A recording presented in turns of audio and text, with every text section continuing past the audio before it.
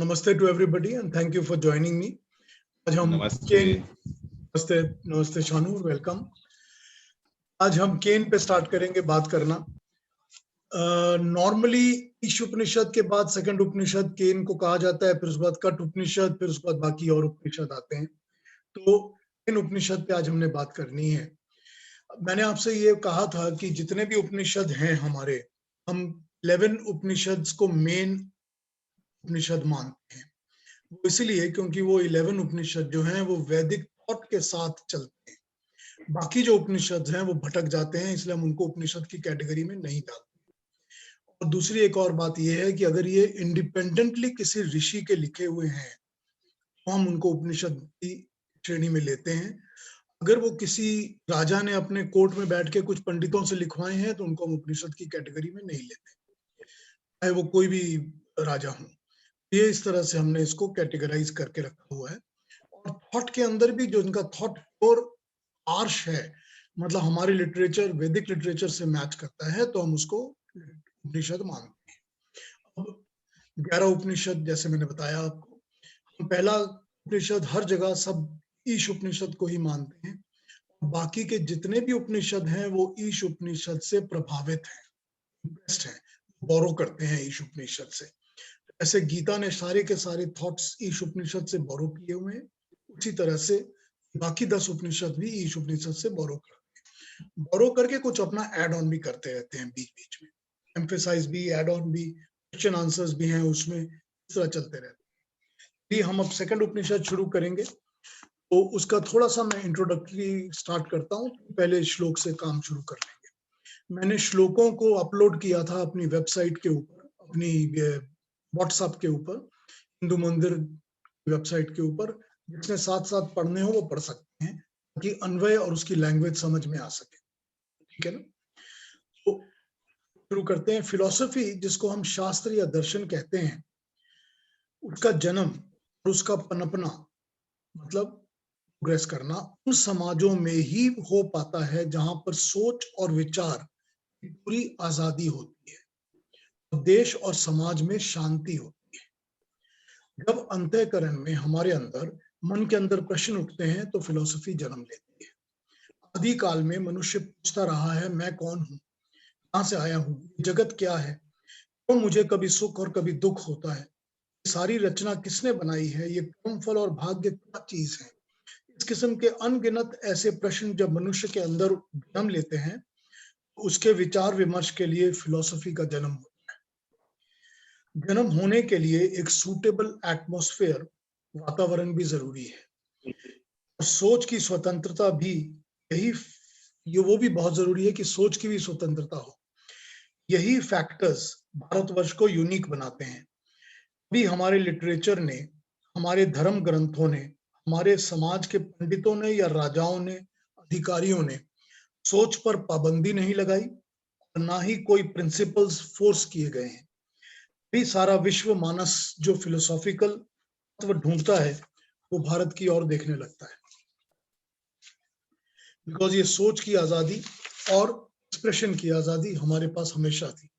इससे अच्छा उदाहरण क्या हो सकता है कि जो भी मनुष्य, जाति, देश हमारे अंदर, हमारी संस्कृति और हमारी विचारधारा के अंदर खराबी या बुराई की बात करती है, वो सिर्फ अपने आप को ही इंफीरियर प्रूव करती है, अपनी कमतरी का ही एहसास दिलाकर उसी को छुपाने की चेष्टा कर रही होती है, और उसमें कोई मटेरियल नहीं होता। यहीं से हमारी मनीषियों ने दर्शन, ब्राह्मण ग्रंथ, उपनिषद वगैरह वगैरह की रचना की थी। कई लाख वर्षों तक परंपरा चलती ही रही। यदि आज भी हमारी संपदा, हमारी धरोहर जो भी है, यही है जो हम लोग को यहाँ से ऋषियों से, मुनियों से मिली हुई है, जिसको हम अपना ग्रंथ कहते हैं, दर्शन कहते हैं, उपनिषद कहते हैं, वेद कहते हैं। ये हमको ऐसे ही मिली हुई है। हालांकि इतनी ही सारी ऐसी पुस्तकें हैं, हजारों लाखों में, जो कि जला दी गई, नष्ट कर दी गई, लिखने पढ़ने वाले मार दिए गए, मगर ये परंपरा चलती ही जा रही है, चल रही है। मेरी माँ मुझे बताया करती थी कि हमारे पुरखे, जनरेशन पहले के पुरखे, वो भी गुरुकुल चलाया करते थे, अपना अपना गुरुकुल पीढ़ियों से चला रहे थे। मगर जब अंग्रेजों ने एक एक करके इनकिस किस्म के सब पंडितों को पेड़ों से लटकाना शुरू कर दिया, तो हमारी अगली जनरेशन ने अपने व्यवसाय बदल लिए। This is how we deviated from there. This what my mother used to tell me. जब समाज में फिलॉसफी पनपती है, तो प्रश्नों के उत्तर ज्ञान चक्षु से मिलने लगते हैं। शांत वातावरण में ज्ञान के पीछे पड़े मनुष्य इसमें सफलता पा जाते हैं। ऐसे एक भारतीय वैज्ञानिक, बड़ा रिसेंट इसका एग्जाम्पल है, कैसे एक भारतीय वैज्ञानिक बिना फिजिकल ट्रैवल के माउंट एवरेस्ट की करेक्ट हाइट बता देता है before any human being has ever attempted to go up there. आप लोगों ने पढ़ा होगा, उस मनुष्य का नाम सिकदर है, लास्ट नेम सिकदर है। आज उसको क्रेडिट दिया जा रहा है कि उन्होंने पता नहीं आज से 150-200 साल पहले correct height of mount Everest बता दी थी। कैसे होता है ना, क्योंकि मनीषी है, है, लोगों में चिंतन है। ये हमारी भारतीय परंपरा है। हमारे ऋषि पूरे एस्ट्रोनॉमिकल फैक्ट्स को लिख देते थे, जो आज साइंस मानने लगा है। ऐसे पेड़ पौधों की मेडिसिनल क्वालिटीज हमने आयुर्वेद में रिकॉर्ड की हुई है, हमने लिख दिया है उनका। ह्यूमन फिजिकल इश्यूज के ऊपर हमने योग दर्शन बना दिया है। एक्सपेरिमेंट्स तो होते ही थे, मगर सब ज्ञान की तलाश और तपस्या ही इनको जन्म लेना, इनका पनपना हुआ करता था। सौभाग्य से जो भी हमें उपलब्ध है, हम उसका लाभ उठा सकते हैं। ये केवल पर्सनल इंटरेस्ट के लिए नहीं है, ये भी एक अति आवश्यक ह्यूमन नीड है। एक बार ये पढ़ा था मैंने कि जो एक राइटर हुआ करते थे मकाबे, जोसेफ मैकॉबे, वो इवोल्यूशन ऑफ माइंड में उन्होंने एक कमेंट लिखा है, human mind is undoubtedly and proven many times the darkest cave that lives in confusion and misguided decisions unless regularly trained and taught by illuminated learned pundits what is the right direction for mind to adopt. जब तक मस्तिष्क को ये बताया ना जाए कि तुम्हारे लिए राइट डायरेक्शन क्या है, जो तुम्हें चलना है जिस पर, वो एक गहरी गुफा की तरह, डार्केस्ट केव की तरह ही बैठा रहता है, में कंफ्यूजन रहता है, गलत विचारधारा ही रहती है। हमारी मनीषी ने हमको बहुत शुरू से प्रोवाइड किया हुआ है, हम सब की ह्यूमन नीड है। इतनी बार इस बात को गीता में भी कहा गया है कि दोनों तरफ के रास्ते बता दिए गए, इस तरफ चलोगे तो ऐसा होगा, उस तरफ चलोगे तो ऐसा होगा। बहुत सारे एग्जाम्पल्स भी दिए गए हैं उसमें। हम ये quest of questions carry on करते हैं इन सर्च ऑफ आंसर्स, और all those minds that need and seek and appreciate the direction. In Upanishad ऐसा ही एक उपनिषद है जो प्रश्नों को एक्सप्लेन करता है। इन जो शब्द है, इन शब्द का अर्थ होता है किससे, हु, या ये कहा जाए फ्रॉम हुम और बाय हुम। यू कहिए कि एट हुज पल्शन या एट हुज मोटिवेशन। इन शब्द का ये मतलब है। नॉर्मली इन उपनिषद में क्या होता है कि जो पहला शब्द पहले श्लोक में यूज होता है, जो भी पहला शब्द है वही उपनिषद का टाइटल बन जाता है। जैसे ईशावास्यम इदम सर्वम में ईश पहला था तो वो ईश उपनिषद हो गया। कई लोग उसको ईशावास्यम उपनिषद भी कहते हैं। वैसे ही केन शब्द पहला है पहले श्लोक में, तो ये केन उपनिषद हो गया। कठ में भी इसी तरह है, उसमें पहला कठ से है तो कठ से ही उपनिषद बनना शुरू हो गया, नाम शुरू हो गया। इस तरह इनके नाम रखे गए हैं। ये एक सामवेदीय तावलकर ब्राह्मण से लिया गया उपनिषद है। इसका वास्तविक नाम पूर्वकार उपनिषद भी रखा जाता है। इस उपनिषद का विषय है कि मनुष्य क्या है, मन इंद्रियां क्या है, आंख कान वाणी ये क्या है, इनका संचालन कौन करता है, कौन इनका अधिष्ठाता है, ये स्वतंत्र है या परतंत्र है, भौतिक पदार्थ अग्नि वायु ये स्वतंत्र हैं या परतंत्र हैं, इनका संचालक कौन है। इसी तरह इस पिंड में या पूरे ब्रह्मांड में जो शक्ति काम कर रही है उसका संचालक कौन है, प्राण गति किसकी आज्ञा से करते हैं, किससे प्रेरित होकर करते हैं। इस उपनिषद की ब्रह्म विद्या का विधान जो कि 4th मंथ से आरंभ होता है, इस उपनिषद की प्रेरणा है। ये जो 4th मंत्र ऑफ ईश उपनिषद है जो हमने किया था पहले, वो 4th मंत्र जो है वो केन उपनिषद की प्रेरणा है। वहीं से केन उपनिषद आरंभ होकर चलना शुरू होता है। जो वो मंत्र था नैनम देवत अपनुवन वाला मंत्र था कि ईश्वर इंद्रियों से प्राप्त नहीं होता, आपके नहीं है। ये इसका मुख्य इंस्पिरेशन है कि इंद्रियों से ईश्वर प्राप्त नहीं होता। अथर्ववेद के अंदर 10th चैप्टर 10वें मंडल के दूसरे चैप्टर के अंदर केन सूक्त है, उसमें केन के ऊपर काफी मंत्र लिखे हुए हैं। उसमें कई मंत्र केन से शुरू होते हैं और इसी शैली में पूछे गए हैं, जैसा कि इस उपनिषद में किया गया है। अगर संभव होगा तो अंत में हम लोग उन मंत्रों पर भी कभी चर्चा करके देख लेंगे।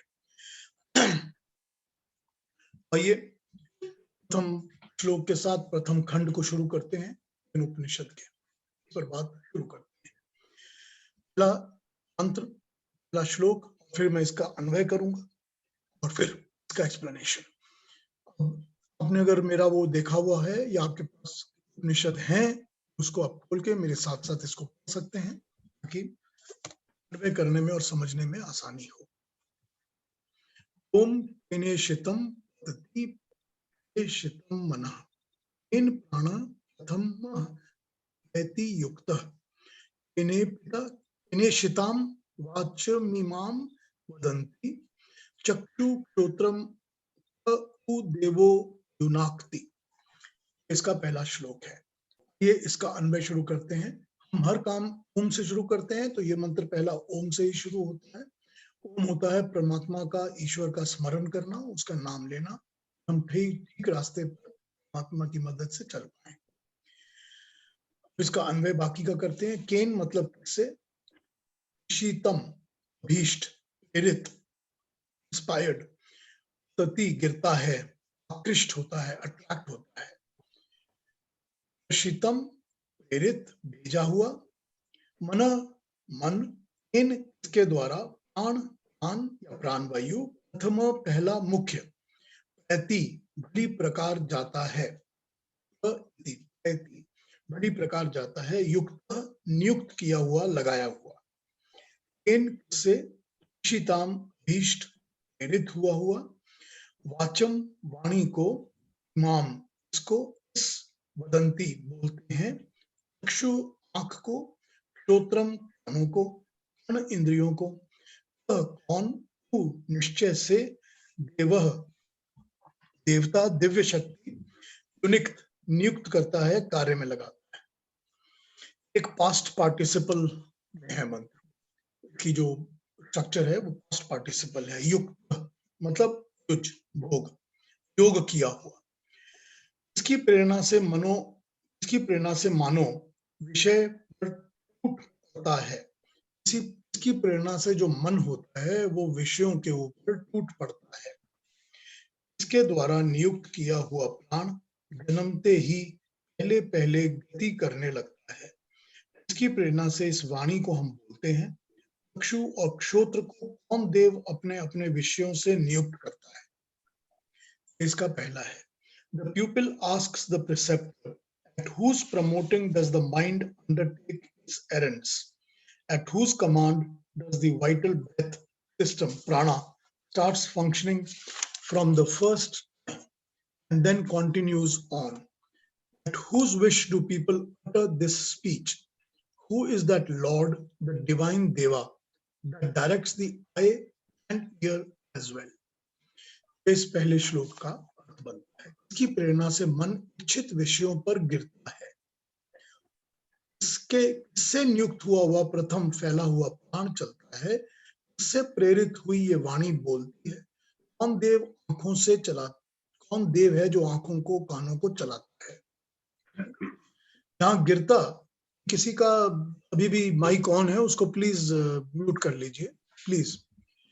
यहाँ गिरता का अर्थ होता है इन्वॉल्व होना। जहाँ का ना पतति मतलब गिरता है, उसका मतलब है इन्वॉल्व होना, मतलब झमेले में पड़ जाना, पतन के मार्ग पर चल पड़ना और विषयों के अंदर आके फंस जाना, सब्जेक्ट्स में फंस जाना, आकर्षणों में फंस जाना। इसलिए पतति शब्द यूज किया है, गिरना यूज किया यहाँ पर। एक प्रश्न कारक मंत्र है। कुछ प्रश्न पूछे गए हैं जिनका आगे उत्तर बतलाया जाएगा। ये तो मानकर ही प्रश्न पूछा गया है कि मन कामनाओं में फंस जाता है, संसार के आकर्षण, सुख दुख में, मनोरंजक विषयों में फंसा रहता है।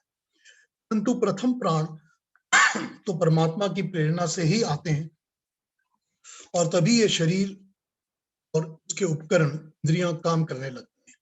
ये दोनों बातें अलग अलग हैं, इवन दो साथ में पूछी गई हैं कि जो मन है वो कैसे प्रेरित होकर संसार की वस्तुओं में इन्वॉल्व होता है, उलझ जाता है। एक बात। दूसरी बात, प्राण किसकी प्रेरणा से शरीर में आकर कार्यरत होता है, काम करने लगता है। मन भी तो प्राणों के आने के बाद ही काम करता है, लेकिन उसको पहले पूछा गया, उसके बाद प्राणों की बात की गई और प्राणों के साथ साथ फिर ये इंद्रियां, आंख, कान इसकी प्रेरणा से काम करते हैं, भी बात की गई है। साथ साथ ही सारी बातें पूछी गई है। शरीर में वाणी जीवात्मा की प्रेरणा से बोलती है, क्योंकि ये भी सत्य, कभी सत्य बोलती है, कभी मिथ्या बोलती है। अतः ये प्रेरणा परमात्मा की नहीं होती। वाणी जो होती है, हमारी जो वाणी बोलती है, कभी सत्य बात बोलती है, कभी मिथ्या बात भी बोलती है। वो हमारी अपनी ही आत्मा से प्रेरणा पाकर बोल रही होती है, जो हमारे आत्मा के अंदर अंतःकरण है, उससे प्रेरणा पाकर। तो आवश्यक बात है कि ये परमात्मा की प्रेरणा से नहीं बोल रही होती, उसकी शक्ति नहीं है। हाँ, उसने वाणी को चलाने की शक्ति जरूर दी हुई है, जो कि हमारी वाणी को चलाती है, हमको कैपेबिलिटी देती है कि हमारे पास वाणी हो और हम उससे बात कर सकें। लेकिन वाणी स्वरूप, उसका जो विचार है, उसका जो सब्जेक्ट मैटर है, ये आत्मा पे डिपेंड करता है, परमात्मा का द्वारा नहीं दिया हुआ। यहाँ पूछा गया है क देवो युनक्ति, अर्थात नियुक्त करने वाला कौन सा देव है। क्या कहा जा सकता है कि शरीर में मन इंद्रियों को एक स्थान पर एकत्रित करके बनाने वाला कौन है। इस प्रश्न से ऐसे भी समझा जा सकता है, इसको दूसरी तरीके से समझे भी जा सकते हैं कि आंख, कान, वाणी सब इंद्रियां साधन तो मन है, का सबका साधन मन है। आंख, कान सब इंद्रियों का साधन मन है। मन को कौन प्रेरणा देता है कि संसार के विषयों पर टूट पड़ो, उन पे लग जाओ। जैसे मन इन इंद्रियों का साधन बनाकर विषयों का भोग करने में लग जाता है, माँ के पेट में ही बच्चा सांस माँ के पेट में बच्चा सांस नहीं लेता, वाणी भी नहीं व्यवहार करता, वो किसकी प्रेरणा से बाहर आते ही सब कुछ शुरू कर देता है। ऐसे ही वो बाहर निकलते ही वाणी भी, प्राण भी सब कुछ शुरू कर देता है, मुख से आवाज भी करने लगता है। समझना ये है कि प्राणी का शरीर और शरीर में चेतना दो अलग अलग वस्तुएं हैं।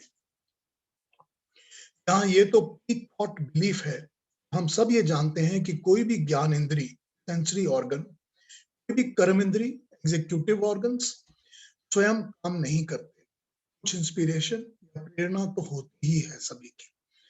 यदि कहें कि मन प्रेरणा देता है, तो प्रश्न है कि मन का संचालन कौन करता है। यदि कहें कि ये प्राण है, तो फिर प्राण की प्रेरणा कहाँ से आई है। इन्हीं प्रश्नों से इस उपनिषद का नाम इन पड़ा है। प्रश्न को पूछना मन का एक स्वाभाविक भाव है। हमारे सबके मन में प्रश्न उठते हैं। जीव जंतु, पशु पक्षी के मन में उठता है या नहीं, दूसरी बात है, मगर हम मानवों के मन में तो जरूर उठता है। हम नहीं जानते, मगर वो कुछ पूछते सोचते हैं कि नहीं, क्योंकि वो पूछ तो नहीं सकते, तो उनके मन में उठता है कि नहीं, ये नहीं पता। लेकिन जो मनुष्य है वो पूरी तरह से भोग में लिप्त रहते हैं, वो भी नहीं पूछते।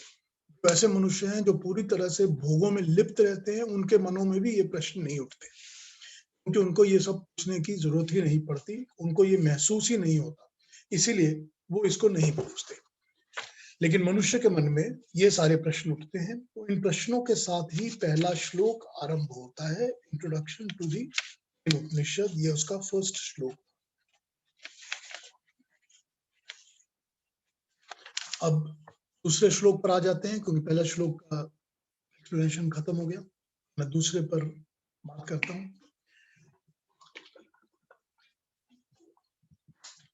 आप लोग के पास, जिनके पास भी टेक्स्ट अवेलेबल हैं, दूसरे श्लोक भी पढ़ सकते हैं,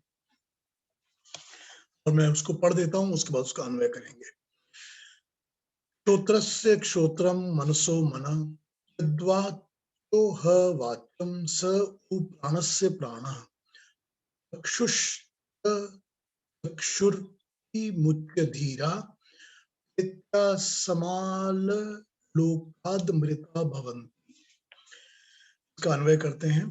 श्रोतस्य, इंद्रियों से, कानों से, श्रुतम कान, मनसः मन का, मनः मन, यद जो वाच वाणी का, वाचम वाणी, सह वह उ निश्चय ही प्राण से प्राण का, नासिकाओं का प्राण प्राण है। चक्षुष चक्षु आंख का, चक्षु आंख, अति मुच्च छोड़कर, विषयों का संग छोड़कर, धीरा ज्ञानी पुरुष, धीर पुरुष, नित्य मरकर जाकर, स्माद इससे, लोकात लोक से, अमृता अमरता अमर भवंती होते हैं। ठीक है, इसको समझते हैं। श्रोत्र का वही श्रोत्र है, मन का वही मन है, वाणी की वही वाणी है, प्राण का वही प्राण है, चक्षु का वही चक्षु है। ये जानकर धीर लोग इंद्रियों के विषय का संग छोड़ देते हैं और मनुष्य के अनंतर इस लोक से अमृत को पा जाते हैं। इसका बेसिक एक्सप्लेनेशन है। इसका बेसिक एक्सप्लेनेशन ये बनता है कि वो जानते हैं कि अल्टीमेटली चक्षु का चक्षु कौन है, मन का मन कौन है, वाणी का वाणी कौन है, हमको इन सब के पीछे शक्ति विभूति देने वाला कौन है। और जो इसको जान जाते हैं वो सब विषयों का साथ छोड़कर, फ्रैक्शंस का, संसारी विषयों का साथ छोड़कर उसके साथ लग जाते हैं और मृत्यु को तर जाते हैं। अब ये जो एक छोटा सा थॉट है इस श्लोक में, हमने बड़े इलेबोरेटली इस थॉट को उपनिषद में भी देखा है और गीता में भी देखा है। बड़ा इलेबोरेटली यही थॉट दोनों जगह हमने देखा है। ये मैंने अभी थोड़ी देर पहले चर्चा की थी आपको, वो मुझसे जब पूछा था अपने उपनिषदों के बारे में जो मैं पढ़ता हूँ, तो ध्यान आ गया। ये जो इंग्लिश की जो ट्रांसलेशंस मैंने यूज की हैं वो स्वामी सत्य प्रकाश नाम है उनका। स्वामी सत्य प्रकाश सरस्वती थे, वो साइंस के प्रोफेसर थे, साइंस पढ़ाया करते थे यूनिवर्सिटीज में। वो गंगा प्रसाद उपाध्याय के बेटे थे। उनका लिखा हुआ जो ट्रांसलेशन इन इंग्लिश है बहुत अच्छी हैं, काफी एप्ट है।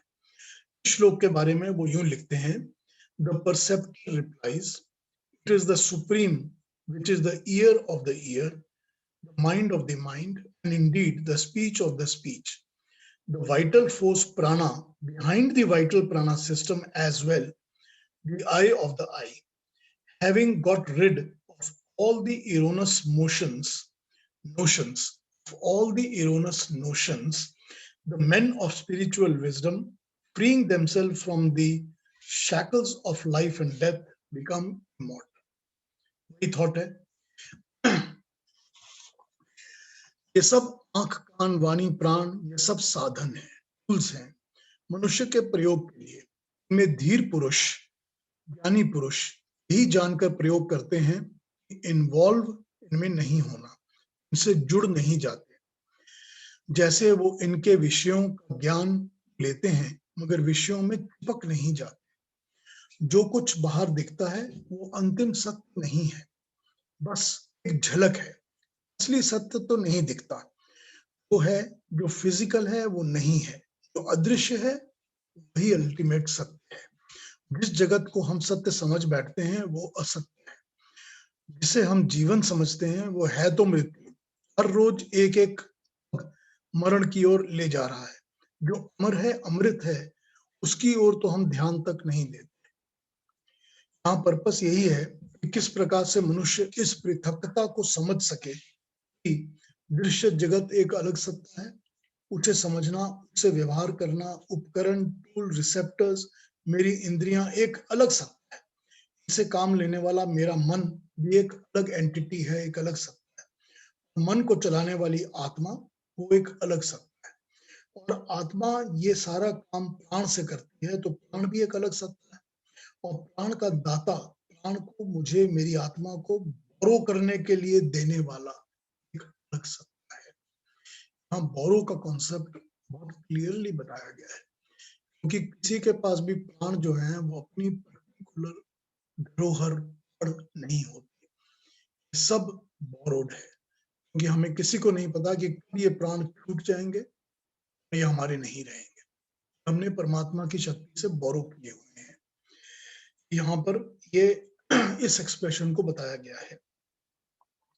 ज्ञानी और धीर लोग इनमें से किसी के भी जाल में नहीं फंसते, कहीं भी रुक नहीं जाते, मगर फाइनल सत्ता तक पहुंचकर अमरता पाते हैं। क्योंकि बीच की कभी स्टेज, कोई भी स्टेज मृत्यु के साथ अंत आ जाती है।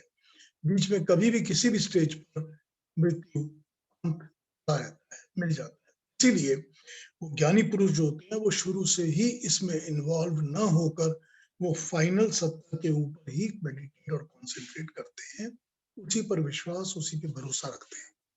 ये बता रहे हैं जो हर समय हम देखी वस्तु, सुनी वस्तु के पीछे भागते फिरते हैं, सब वासनाएं बनकर चिपक जाती हैं, मृत्यु की ओर धकेलती रहती हैं। इनमें फंसना ही मृत्यु है। इनको सही रूप से पहचानो और इनमें न फंसकर मृत्यु से बचो, अमृत प्राप्त करो। जो फाइनल सत्ता है, अल्टीमेट रियलिटी है, वो इस आंख, कान, वाणी, मन, प्राण का विषय है ही नहीं। वो फिर केवल इन्हीं के आकर्षण में क्यों फंसे रहते हो? इस बात को समझो और इनके प्रपंच से बाहर निकलो।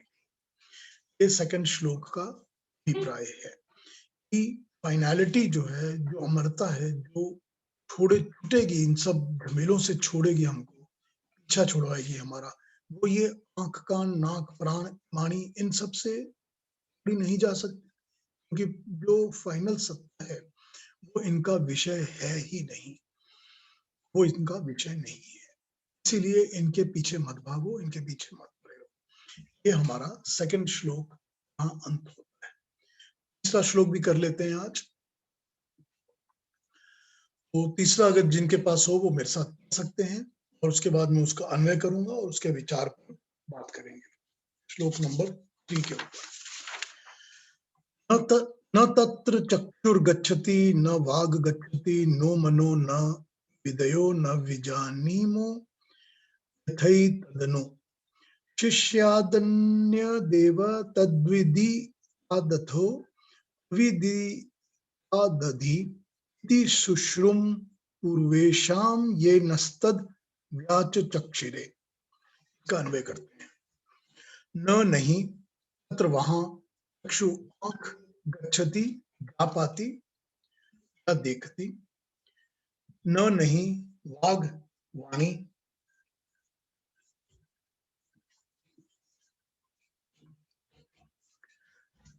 गच्छति पहुंच पाती, ना नहीं मन मन, न नहीं विदम जानते, न नहीं विजानीम जानते, विशेषतया जान पाते, विजानीम विशेषतया जान पाते, यथा जैसे, जिस प्रकार, एतद इसको, इसका, अनुशिष्यात उपदेश किया जाए, बताया जाए, अन्यद दूसरा, अलग, पृथक, भिन्न, एव ही, तद वह, विदितात जाने हुए से, ज्ञात से, अथ तू और निश्चय ही, अविदितात ज्ञात से, अविदित ज्ञात से, अधि विषय में, इति यह ऐसा, शुश्रुम सुना है, पूर्वेशाम हमसे पहले होने वाले ज्ञानियों से, ये जिन्होंने न हमें वह उसकी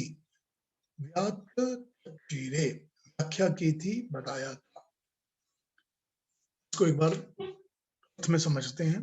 वहां आंख नहीं पहुंचती, न वाणी पहुंचती है, न मन पहुंचता है। उसका शिष्यों के प्रति उपदेश कैसे दिया जाए ये भी हम नहीं जानते, नहीं जानते। वो विदित नोन से ही अन्य है, विदित अननोन से भी अन्य है, नोन से भी अन्य है, अननोन से भी अन्य है। में पूर्व जिन ऋषियों ने उसकी व्याख्या की है, उनसे हम ऐसा ही सुनते चले आए हैं। The eye does not go thither, neither does the speech go, nor the mind. Really we do not know him, capital H, him, nor we understand, and hence how can anyone teach or tell it to others? He is very much other than the known, and also beyond the unknown. Thus we have been hearing from our wise predecessors, people who bygone days have taught and preached this to us. इसका अर्थ हो गया। शक्ति और शक्तिमान दो भिन्न भिन्न वस्तुएं हैं। प्राण और वायु शक्तियां हैं। इनसे आंखों में, वाणी में, मन में कार्य होता है। इन शक्तियों की क्षमता नहीं कि वे उस शक्तिमान तक पहुंच सकें। शक्ति और शक्तिमान दो अलग-अलग पदार्थ, दो अलग-अलग सत्ताएं, एंटिटीज हैं। जो शक्तिमान होता है वो शक्ति प्रदाता है, शक्ति देता है, शक्ति यूज करता है, उनको उसकी शक्ति मिलती है। लेकिन शक्ति स्वयं शक्तिमान नहीं होती, उसका क्रिएटर होता है। यही यहाँ पर बताया है। हम सब वाणी से बखान करते हैं, बातों से उस तक पहुंचना चाहते हैं, वाणी उसी से प्रकट होती है, परंतु वाणी उस तक नहीं पहुंच पाती। ठीक, जोर जोर से चिल्लाने से, शाउट करने से, भजन जोर जोर से गाने से, या ऊपर मीनार पे चढ़कर माइक के ऊपर अजान पढ़ने से, सब चीजों से भगवान तक वाणी नहीं पहुंचती। उस वाणी के बनाने वाले तक वाणी नहीं पहुंचती। बड़ी सिंपल तरीके से बता दी गई है ये बात, एकदम सिंपल डीप बात। वाणी से सब बखान करते हैं, बातें भी उसके तक उसकी करते हैं और उसके पहुंचने की ढोंग भी रखते हैं अपने अंदर, लेकिन वाणी वो प्रकट करता है, उसमें शक्ति उसी शक्तिमान की दी हुई है, लेकिन वाणी में ये शक्ति नहीं है कि वो उस तक पहुंच सके। ठीक है, हम मन से भी उस तक पहुंचने का प्रयास करते हैं, तर्क वितर्क करते हैं युक्ति प्रयुक्ति द्वारा, मगर वो मन का विषय नहीं है। मन उसकी शक्ति से चलता है, मगर मन उस तक पहुंच नहीं पाता। मन की मनन शक्ति उसी के द्वारा चलती है और उस शक्तिमान को पहुंच नहीं पाती। आंखों से भी देखने की शक्ति वही देता है, मगर आंखों से उसे, उस शक्ति प्रदाता को हम देख नहीं पाते। वैसे ही कानों में श्रवण शक्ति उसी की दी हुई है, मगर कान उसे सुन नहीं पाते। प्राण जो सर्वविदित है कि उसी की दी हुई शक्ति है, सब जानते हैं कि जो प्राण है ये परमात्मा के दिए हुए हैं, फिर भी वो ले लेता है। प्राणों से ही जीवन मिलता है और चलता है, उसी के द्वारा दिया भी जाता है, मगर प्राण उस तक पहुंच नहीं पाते। यहाँ अभिप्राय का मंत्र समझने की कोशिश, मंत्र का अभिप्राय समझने की कोशिश करते हैं श्लोक के मंत्र का। एक बात ये कही कि इन इंद्रियों द्वारा, आंख कान मन और प्राण के माध्यम से हम उस परमेश्वर तक नहीं पहुंच सकते। दूसरी बात ये कही है कि उस शक्ति का देने वाले को हम नहीं जानते, क्योंकि वो विदित भी है और अविदित भी है, नोन भी है और अननोन है, और सबसे अलग है, पृथक है। यहाँ आंख वाणी कान के उपकरण फिजिकली देखे सुने जाते हैं, और मन और प्राण ना देखे जाते हैं ना फिजिकल रूप में होते हैं। इन दोनों से उस परमात्मा तक पहुंच पाना मुश्किल नहीं है। यहाँ पर नोन की सिमिली जो है वो कुछ आंखों और कानों से कर दी गई है, और अननोन की सिमिली प्राण और मन से कर दी गई है, क्योंकि प्राण और मन हम देख नहीं पाते, ना उनको फील कर पाते हैं, ना पकड़ पाते हैं। आंख और कान हम देख भी पाते हैं और फील भी करते हैं, समझ भी लेते हैं कि ये कान है और ये आंख है। दोनों के बियॉन्ड है, किसी भी नोन वस्तु से भी वो बियॉन्ड है और अननोन वस्तु से भी वो बियॉन्ड और अलग है, पृथक है। यहाँ आंख वाण कानी पर उपकरण फिजिकल देखे सुने जानते हैं, और मन और प्राण जो हैं वो देखे सुने नहीं जाते, वो फिजिकल रूप नहीं होते। इन दोनों के द्वारा ही उस परमात्मा को प्राप्त, उस तक पहुंचना मुश्किल है। जैसे हम कुछ बातें विदित रहती हैं और कुछ अविदित रहती हैं, कुछ नोन और कुछ अननोन। जैसे आज से कोई 15 या 20 साल पहले तक हमारा जूम या व्हाट्सएप या डिजिटल टेक्नोलॉजीज हमें अविदित थी, पता नहीं थी, आज विदित हैं। यहाँ यही कहा गया है कि परमात्मा इन विदित अविदित चीजों से अलग है, वो इनसे पृथक है, वो जाना नहीं जाता, ना इनसे ना उनसे। इन दोनों में से किसी कैटेगरी की चीजों से, वस्तुओं से वो जाना नहीं जाता। इसी को बृहदारण्यक उपनिषद जो है, इसी को उसने नेति नेति कहा है। नेति नेति, हमने एक बार अपनी चर्चा में एक बात की थी, विपुल जी ने उठाई थी ये बात, नेति नेति, न इति न इति, ना ये और ना ये, दैट इज व्हाट इज नेति नेति। वेस्ट में वेस्टर्न वर्ल्ड में कॉन्सेप्ट है जो कि बेसिकली ग्रीक कॉन्सेप्ट है, वो उसको कहते हैं एग्नोटिसिज्म। एग्नोटिसिज्म ज्ञेयवाद, जाना, नॉन नॉट नोन। ठीक है, जो कुछ हम नहीं जानते वो इस कॉन्सेप्ट में आ जाता है। खास करके विज्ञान में स्पेस, दिशा, टाइम काल, मैटर प्रकृति, मोशन गति, फोर्स शक्ति, माइंड मस्तिष्क या मन, final destination so called creator. इनमें शब्द है इग्नोरेमस। इग्नोरेमस, इसके दो अर्थ किए जाते हैं, वी डू नॉट नो और वी शैल नेवर नो। दोनों अर्थ इसके किए जाते हैं, जो कि इग्नोरमस वर्ड है। वही चीज, यही बात है यहाँ पर, विदित और अविदित, known and unknown. Some we will know, some we will never know. Human reason is incapable of providing sufficient rational grounds to justify either the belief that God exists or the belief that God does not exist. ये है gnostos. gnostos का जो Greek concept है, Greeks में उसको कहते हैं the unknown God. The unknown God, उसका नाम है एग्नोस्टोस। वहीं से ये विचार आता है कि हमारा विचार ये है कि ये ना जाना जा सकता है ना जाना जा सकता है। कोई भी ह्यूमन ग्राउंड, सफिशिएंट ग्राउंड पर ये कैपेबल नहीं होता कि वो ये भी बता सके कि गॉड एग्जिस्ट करता है और ये भी बता सके कि गॉड एग्जिस्ट नहीं करता। ये ग्रीक थॉट है, वेस्टर्न माइंड का थॉट है। लेकिन हमारी पद्धति का, भारतीय पद्धति का विचार इससे बियॉन्ड है, क्योंकि हम ये जानते और मानते हैं कि परमात्मा को प्राप्त किया जा सकता है। उस पर ये उपनिषद आगे भी विचार करेगा। तो ये हमारे 3 मंत्र पूरे हो गए। अब मैं, टाइम है तो या मैं इसका चौथा मंत्र भी पूरा कर लेता हूँ या इसका पूरा पहला खंड ही आज खत्म कर लेते हैं, क्योंकि चौथे, पांचवें, छठे, सातवें और आठवें मंत्र में एक ही बात कई बार रिपीट की गई है, उसको भी आज पूरा कर लेते हैं। फोर्थ मंत्र, जिनके पास ये उपनिषद है वो मेरे साथ पढ़ सकते हैं। यद्वातान व्युदितम तेन वागभ्युदते देव ब्रह्म त्वं विधि नेदम अधिदमुपासते। यद, जो आचा वाणी से अनभ्युदितम प्रकट नहीं किया जा सकता, निर्वचनीय है, तेन जिससे वाग वाणी अभ्युद्यते प्रकट की जाती है, भाव प्रदर्शन में समर्थ होती है, उसको देव ही ब्रह्म, ब्रह्म तम तू विधि ज्ञान जानो, न नहीं दम यह, यद जो जिसका, दम यह इसको, इसकी जिस इसकी उपासते उपासना करते हैं। वाणी जिसे प्रकट नहीं कर सकती, जिससे वाणी प्रकट होती है, उसी को तो ब्रह्म जान।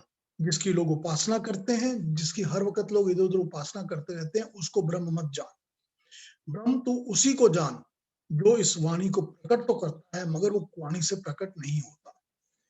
That which is not expressed through speech, but really that one by which speech, the speaking organ, becomes capable of speaking. That one alone verily know you as Brahma, the Supreme One, not what people so far here have been adoring. इसी पुरानी पद्धतियों को ये नकार रहे हैं। ये जो लोग हर जगह पूजा पाठ करते हैं कि इसको हम ब्रह्म तक समझ रहे हैं, उसको ब्रह्म मत जानो, शक्ति को ब्रह्म जानो, ये यहाँ पर बताया गया है। जो हम वाणी से ओम ओम या राम राम कहते हैं, वो परमात्मा नहीं है, वो परमात्मा द्वारा दी गई वाणी की शक्ति है। ये शक्ति को देने वाला परमात्मा है। शक्ति और शक्तिमान में अंतर होता है, ये पहले कहा जा चुका है, पहले हमने बताया है। जो अगले 4 मंत्र हैं वो भी इसी भाव को अलग अलग तरीके से प्रकट करते हैं। उनकी सबकी सेकंड पंक्ति, सेकंड लाइन एक ही है। सब मंत्रों को एक साथ लेकर उन पर समझ सकते हैं, उन पर बात कर सकते हैं। 5वां मंत्र मन के बारे में है। यत मनसा न मनुते ये नोर मनोमतम। दूसरा मंत्र जो है वो चक्षु पर है, आंखों पर। 7वां मंत्र जो है वो श्रोण पर है, कानों पर। और 8वां मंत्र जो है वो प्राणों पर है। सबकी एक ही मतलब है, जिसने ये आंखें दी हैं, जिससे आंखें देखती हैं, वो आंखों की देने की शक्ति है, आंखों द्वारा वह नहीं दिखता। जिसने ये सारी शक्ति दी है तो उसी को ब्रह्म समझ। जो दिखता है उसको ब्रह्म मत समझ, जो सुनता है उसको ब्रह्म मत समझ, मन की शक्ति उसी परमात्मा की दी हुई है, जिससे मन प्रेरित होकर काम करता है, शक्ति उसकी है। लेकिन मन जिसको समझता है कि ये परमात्मा है, तो उसको मत समझ। इस तरह से उसको ही तो ब्रह्म जान, जिसको ये लोग उपासना करते हैं सब लोग, उसको नहीं। अब इन पांचों मंत्रों का अभिप्राय एक ही है। समझाने के लिए मन, वाणी, चक्षु, श्रोत्र, प्राण का एग्जाम्पल यूज किया गया है, क्योंकि इन चीजों को हम अच्छी तरह समझते हैं। हम लोग जो हैं अपने कॉन्सेप्ट में मन को भी, वाणी को भी, चक्षु को भी, श्रोत्र को भी, प्राण को भी, इनको बहुत अच्छी तरह समझते हैं। इसीलिए इनको एग्जाम्पल में यूज करके अपनी बात को समझाया गया है। और लास्ट में अखीरले श्लोक में प्राण यूज किया गया है, क्योंकि प्राण कई बार तक से इन सब शक्तियों का स्रोत प्राण ही माना जाता है। जो प्राण है वाइटल फोर्स है, ह्यूमन इलेक्ट्रिसिटी, मैग्नेटिज्म है। ये कहा जाता है कि परमात्मा की शक्ति है और प्राण ही इन सब के लिए इन सबको चलाता है, माना जाता है। सारा पर्पस यही है कि हम समझ सकें विलक्षण ब्रह्म की शक्ति और ब्रह्म दो अलग अलग सत्ताएं हैं। ब्रह्म अलग है, ब्रह्म की शक्ति अलग है। ये समझकर इनको समझना पड़ेगा। शक्ति भर के होने से हम इन शक्तियों से भरे उपकरणों, इंद्रियों द्वारा उस शक्तिदाता शक्तिमान तक नहीं पहुंच सकते, क्योंकि हमको ये शक्तियां मिल गई हैं। हमको आंख मिल गई है, नाक कान मिल गए हैं, प्राण मिल गए हैं, मन मिल गया है। इसका ये मतलब नहीं है कि हम इन शक्तियों को पा गए हैं तो हम उन शक्तिदाता के पास पहुंच सकते हैं, उस तक हम पहुंच सकते हैं। उस परमात्मा के गुण, कर्म, स्वभाव का, उसके सच्चे स्वरूप का ज्ञान इन इंद्रियों के द्वारा प्राप्त नहीं होता। ये जो नित्य चलते आते जाते प्राण हैं, इनसे भी प्राप्त नहीं होता। स्वयं एक लेटेंट अव्यक्त फोर्स है, जो सारी प्रकृति को पेटेंट व्यक्त बनाकर चलाता है। ये मैसेज है उपनिषद के पहले खंड का। जैसे ईश उपनिषद में कहा था, वो बिना काया के, बिना बॉडी के, बिना शरीर के, बिना किसी कष्ट, किसी भाव, किसी घाव, किसी नस नाड़ी, किसी मसल्स, इसके बिना उसकी कोई आंख, कान, नाक, पांव नहीं होते, जैसे हमारे शरीर वालों के होते हैं।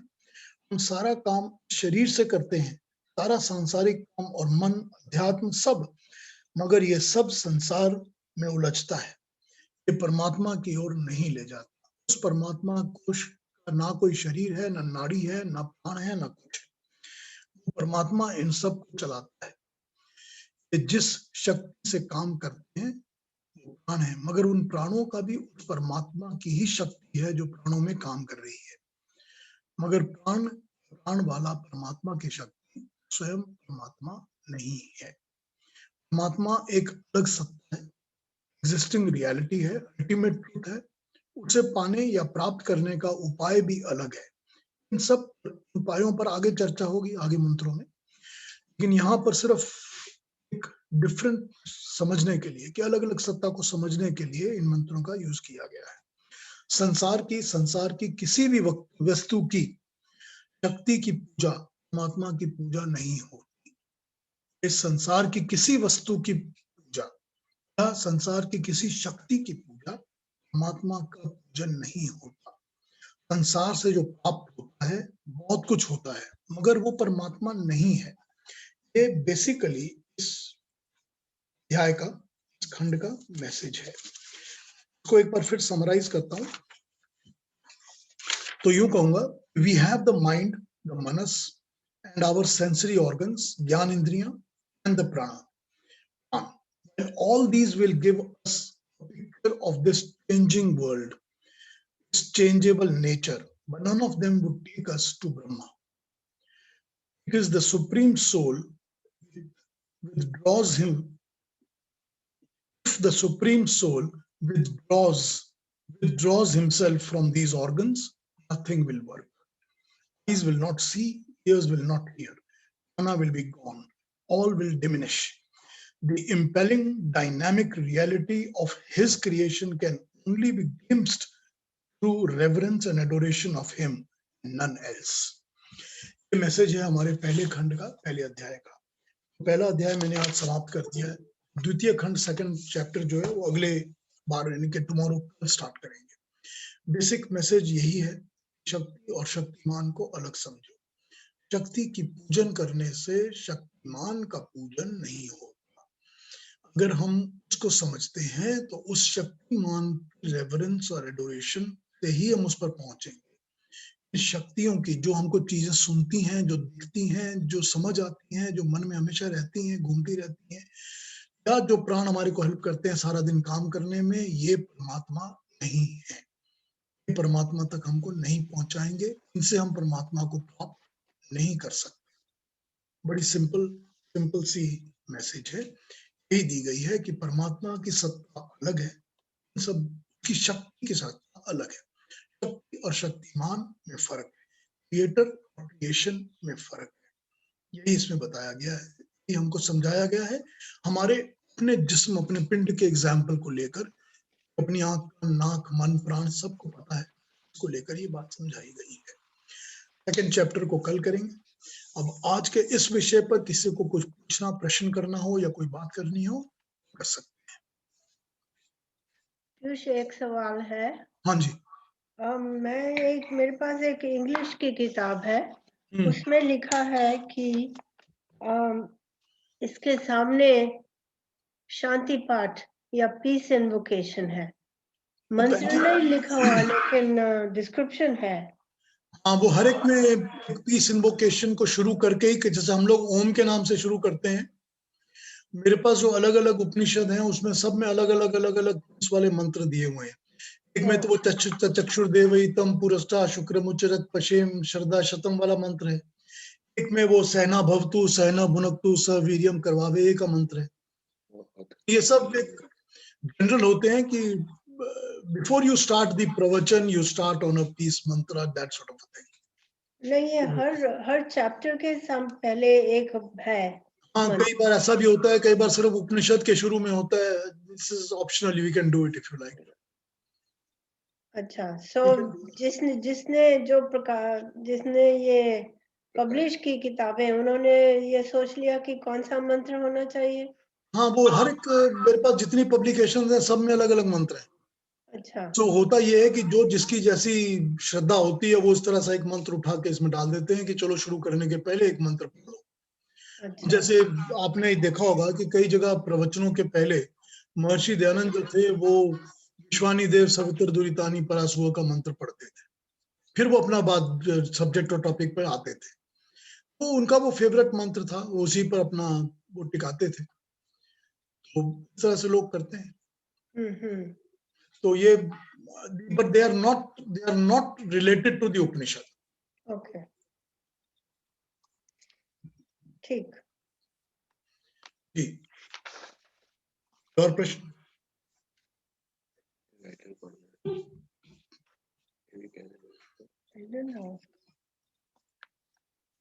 आई होप कि क्लियर रहा है, आज समझ आ पाया है। सबके पास ये टेक्स्ट है या नहीं है, लेकिन क्योंकि मैंने शब्दों का अन्वय भी वैसे ही करके बता दिया था, तो आई होप कि ये क्लियर हो गया है। कोई समझाने में बात, मैसेज तो क्लियर हो ही जाती है, और उसकी जो भाषा है, ऋषियों की भाषा जिसमें उपनिषद लिखा गया है, आई होप वो भी क्लियर है और वो समझ में आया है। तो कोई चीज ना क्लियर हो या नहीं समझ आई हो तो मुझसे पूछ सकते हैं, मैं फिर बता दिया करूंगा। अभी तक तो काफी सरल लगता नहीं, आज तो बिल्कुल क्लियर था, अच्छा। कॉन्सेप्ट क्लियर था। इसको ये है कि अपने जीवन में भी कितना हम अपनाते हैं वो अलग बात है। हाँ, वही तो इसका मैसेज है ना, मैसेज तो वही वही है कि मैसेज है इसका भी, बिल्कुल ठीक बात कि मन जीते जग जीत। मन जीत लिया तो सब कुछ जीत लिया। हाँ, बिल्कुल ठीक बात, ठीक बात। तो आज का कॉन्सेप्ट तो बिल्कुल क्लियर है, और ये डे टू डे लाइफ का सोचने वाला है। हाँ जी, बिल्कुल। हमको भटकने से रोकता है, इधर उधर भटकने की भटकते फिर भी हैं हम, हाँ, सब भटकते रहते हैं, सब यही बताता भटकते है कि हैं। भटको मत। हाँ, क्लियर है मैसेज। वो आपके पास 1 घंटा बैठे हुए हैं, उसके बाद सोचते हैं कि नेक्स्ट क्या करना है हमें। मन है, बात है, साथ साथ चलता रहता है। साथ साथ चलता है। बिल्कुल ठीक बात। अभी तक तो भाषा भी सरल लग रही है। ये भाषा तो बहुत सरल थी, आज की सबसे सरल थी। नहीं, देखिए, बड़ी सिंपल बात है कि जो ईश उपनिषद है उसकी सारी की सारे मंत्र जो हैं वो यजुर्वेद के 40th चैप्टर के मंत्र हैं, इसीलिए वो वेदों के मंत्र से ली हुई भाषा है, वो डिफिकल्ट है क्योंकि वो वैदिक संस्कृत है। ये जो उपनिषद लिखे हुए हैं ऋषियों के, ये वैदिक संस्कृत नहीं है, ये ऋषियों के द्वारा लिखी हुई संस्कृत है, इसीलिए इन दोनों में बहुत फर्क है। एकदम समझ आ जाता है, जैसे हम वेद मंत्र पढ़ते हैं या दूसरे श्लोक पढ़ते हैं तो बड़ी इजीली ये समझ आ जाता है। इन सबसे भी इजी गीता के जो श्लोक हैं वो बहुत ही इजी संस्कृत में बहुत इजी है, और भी इजीली समझ आ जाते हैं। यही फर्क है इनमें सब में, यही ईश उपनिषद में और अब केन उपनिषद में हमको फर्क समझ में आ रहा है। They are easy to understand. ठीक है जी, ठीक। फिर अब कल मिलते हैं सुबह ठीक टाइम पर। Join me everybody and thank you for today. And कल सेकंड अध्याय, दूसरे अध्याय पे बात करना शुरू करेंगे। क्वेश्चन होंगे तो पूछ लिया करिए कभी भी। तो अभी के लिए इतना, तो सी एवरीबॉडी टुमारो। थैंक यू, नमस्कार, अच्छा दिन बीते आपका। नमस्ते। नमस्ते।